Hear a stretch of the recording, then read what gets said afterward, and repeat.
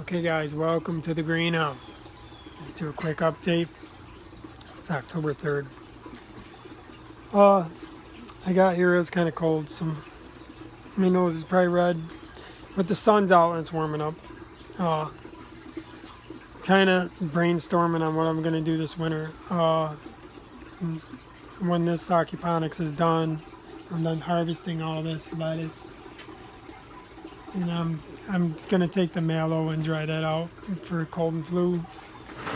And I'll do a video probably at home about plants and how they work in the body and all that crap for, the flus and the viruses. And even corona, which I cannot talk much about because they shut you down.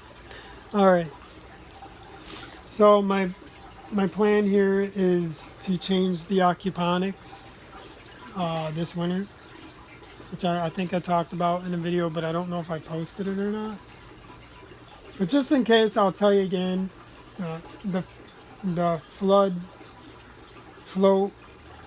siphon dump just didn't work out good in heat. So next year it's going to be different. I'm going to make it so it just flood and dump. It's because of the hot summers. The hot summers, when the plants are in the tube and it gets too hot, if there's not enough water in there, it's not going to keep them plants cool. And when it gets 90 plus in here, it just kills your plants. And my little fan up there, it just does not do enough. The fan I had before did a lot, but it used a lot of amps on my solar. And to be honest, I need to change my solar bank because it's not very strong right now. And that's another thing I just thought about. I need to cover that vent up. And I need to, I already shut that.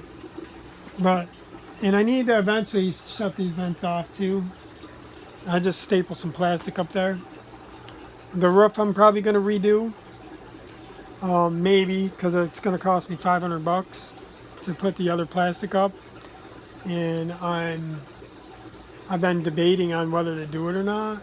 And the more I think about it, I'm not wasting $500 on this greenhouse unless, it's going to be worth it. Like, I'm not going to get $500 in food back. But I will get greens through the whole summer, in the spring and the fall. So it's like, okay, and it's also my escape to, I come here, I can like plan my day, do videos. And it's kind of having your own little laboratory. I've done and basically all my experiments, and this is where I've learned a lot of my experiments and learned everything about solar. So you can see the solar bank down there. I've learned so much about aquaponics and fish. I've learned a lot, and I really don't want to stop it, but I don't want to sit there and spend $500 on a roof when I can just throw a $45 tarp up there. But I might just do plain clear plastic instead. I'm gonna just take the tarp down and do regular plastic and just staple it up there, and that'd be $10. So I might even go that route because I don't want to waste no more money on this system when I'm trying to do a system at home now, and I will be doing videos on that. Plus, I still have not built my tower, which my tower might be changing. Like I plan on making a tower for everybody to have at home. And with the coronavirus hitting and everything going on in my life, I did build a tower, but it ended up being a tower for putting on top of one of them big giant water tanks, and it's working great. It's beautiful. And I have not done a video on it. I will do a video on it though, just showing a quick video showing how it works and everything. I might do that today actually, just to have that video. But yeah, that worked out great, and it cost like $500-600 to build it, if not more. I lost count, but I figured that was way too expensive for people. I mean, for the big grower, like, I could build that. You know, someone that wants an aquaponics system in that, with that type of water system, yeah, that would be perfect for them. You got to figure it's like $200 for the tank, and then you got $500-600 for the tower and parts. Then you figure, shoot, that's $800. And then for me to build it, that's my time and energy. So of course, if I built one for someone, you know, they would have to give me some kind of money. I'm not doing it for free. Okay, so actually I will take you there real quick. Just hold on. I'll walk with you. Give you a quick look at this, guys. Just stay with me. Taking a quick little walk. Okay, so this is actually not my greenhouse. This is my friend's greenhouse. So to give you a quick, I stuck it in because she had the tank and I had the tube, the aquaponics tube. Okay, here it is.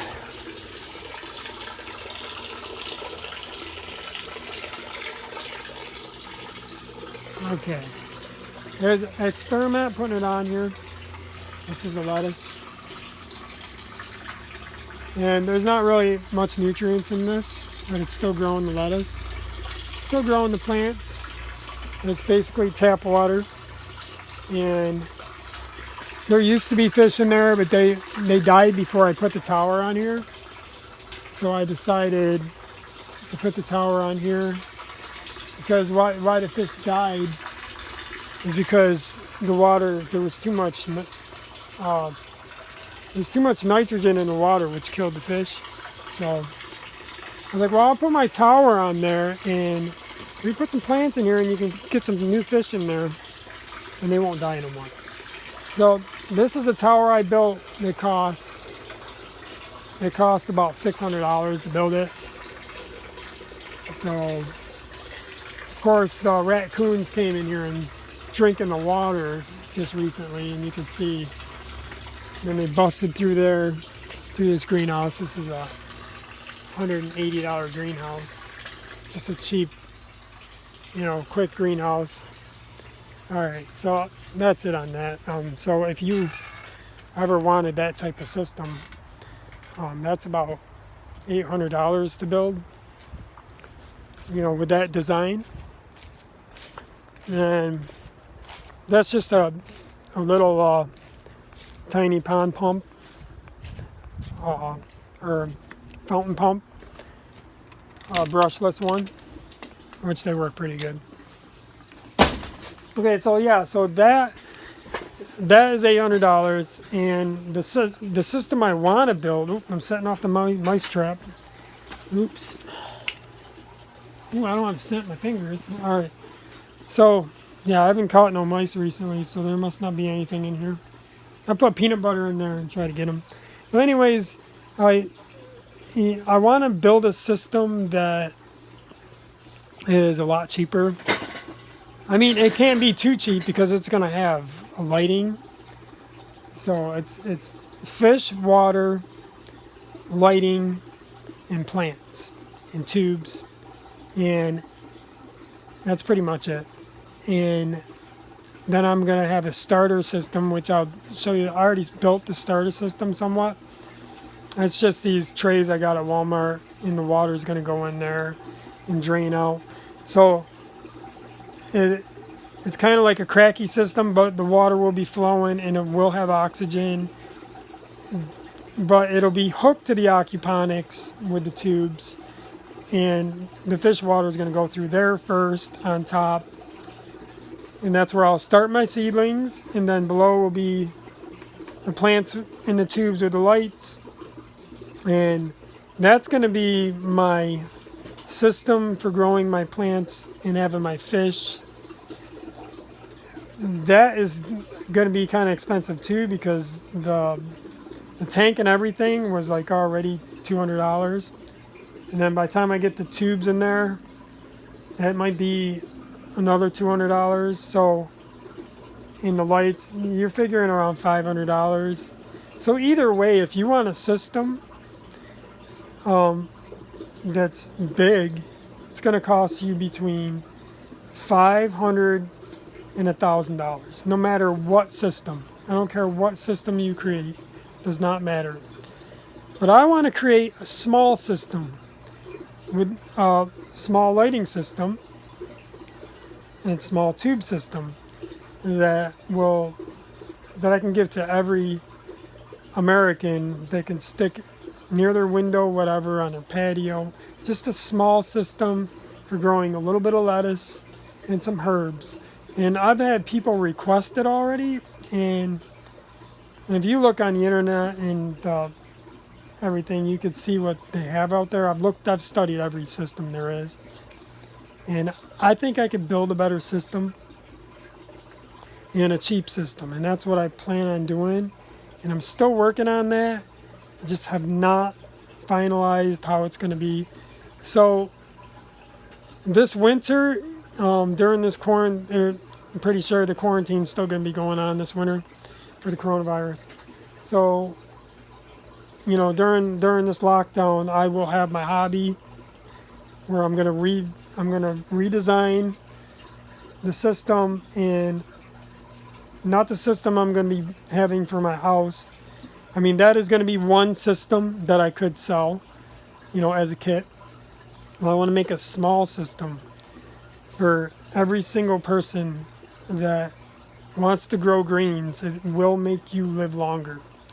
The greens help fight viruses in the blood.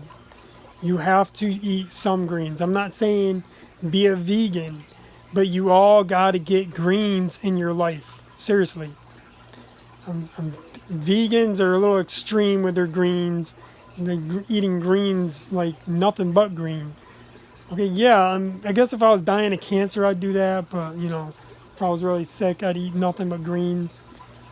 But you can still eat meat and be healthy. You just can't eat a lot of it. You know, we just OD on the stuff. So we got to get real, you know, what really works. And even the longest living people on the planet ate meat once a month, okay? And some of the other ones would eat meat a little more. But the longest living people ate once a month meat. And I'm sure they ate sometimes more than once a month. You know, it depends on what was going on in their situation. Because it was the Hunzas. And you probably heard of that. They could live to 100, 120. I mean, that's old. Not that I would want to live that long, but we should be able to be healthy until we're 80, 90. You know, we should not. I mean, yeah, we have a lot of chemicals and pollution. So, you know, of course, we're not going to be the healthiest. But we have a lot more access to plants and animals now, too. So that, I think that also helps us live longer, but I think a lot of it is the body not working right, like the liver and, you know, the bloodstream. You know, you got the cholesterol, we get our diet, we throw our diet off and we just kill ourselves. So we need to eat a little more plants because the standard American diet just does not have a lot of plants. And even if it does, it depends on where you live. And down in the south, you can eat plants all year round.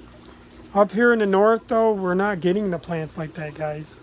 So we need people in the northern, up here in the east, you know, in the east, up in New York, we're not getting a lot of sun. So yeah, down south, they get a lot more sun. And no, it's not just the sun that makes you weak. You know, we're also not eating enough plants in the winter. So our immune systems get weak. And the stuff from the store has chemicals on it. And when you're growing your own stuff in your house, it'll be chemical free. I also want to put a system in It also, you can sterilize the water, you know, just to make sure it's going to be even safer for you. So it'll go through the fish. It'll have a sterilizing system, and then it'll go in your plants. It'll have a filter system, a sterilized system, and it goes through the plants and then back to the fish. It's going to be like the perfect ecosystem. And we're going to have little fans like that is probably what I'm going to go with, because the little fans, they barely use any energy. And that's another thing. You don't want to use a lot of power to have a system in your house. So I'm just going to use little fans like that and little pumps. And I'm going to go as cheap as I can to build a system for you guys. So I guess you guys will have to tune in this late fall or whatever, maybe in November. Probably maybe after the election, I don't know. Anyways, I'll give you an update at home on what's going on. So I hope you guys watch this video and see that aquaponics tower I built, because, you know, maybe that's something I could sell, I don't know, and build for people. But I would like, oh, my pump's kicked off. This was a really long video, and I just wanted to pretty much give everybody, you know, a brief introduction on what's going to come in the future during the pandemic. And being that I'm locked down, I should have, you know, I'm going to be stuck in the house, so I will have time to build at home. So I'm not making a promise, because you never know what happens in life. So I should have the working tower to sell, and I'm going to make it as cheap as I can and as safe, you know, safe far as the plants growing. Like, I don't want to build a system that's going to fail and people are going to have a hard time, you know, taking care of. That's why I don't want to do the hydroponics, because I feel that you need the fish in the system. The fish adding the nutrients is the best way to go.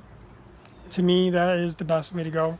So I'm gonna go with that, because you do need the fish. Because when you're doing the hydroponics, your pHs were way off and you can't really control it. But with the fish, I can control the pH better and manage the system better, and the plants can eat better. They can absorb more through the roots, and, you know, your pH is a huge thing with doing the aquaponics. If your pH is not right, around 7, and you want to actually 6.5, then your plants are not going to do good. In some plants, every plant likes a different pH, but most plants like about a 6.5. And I'm sure some of the people that are experienced understand what I'm saying. And I would love to do everything outside, you know, here in the greenhouse here, but it's going to be too cold. So I'll probably build part of it in here in the winter, and, you know, the messy part, and then bring it home and assemble it. I might do a video on building it. I'm not sure yet, but I'm definitely going to do a video, and I'm hoping I can start building it around election or maybe the end of this month. But I'm guessing, my guess is this, okay, with all the shit that's going on, and I'm distracted like crazy with work. I got to go to the second shift now. I'm probably not going to start it until after the election. Then, to be honest with you, like, it might be on hold until after the election, because, you know, my mind is just not there, and there's so many distractions. And with school and everything else, it's just crazy. Well, you guys be safe, and I'll probably see you in a month, maybe less. No guarantees. But like I said, be careful. You know, I'm not saying this virus is going to kill you. I'm just saying be careful and do your own research, because pharma can't help you much. Plants can. Do your research on plants, guys. I know of stuff like bone set, sweet gum tree, and turpentine, which I'm not going to get into. I will do a video someday on it. But I know it sounds crazy, but I'll do a video if anyone's ever interested. See ya.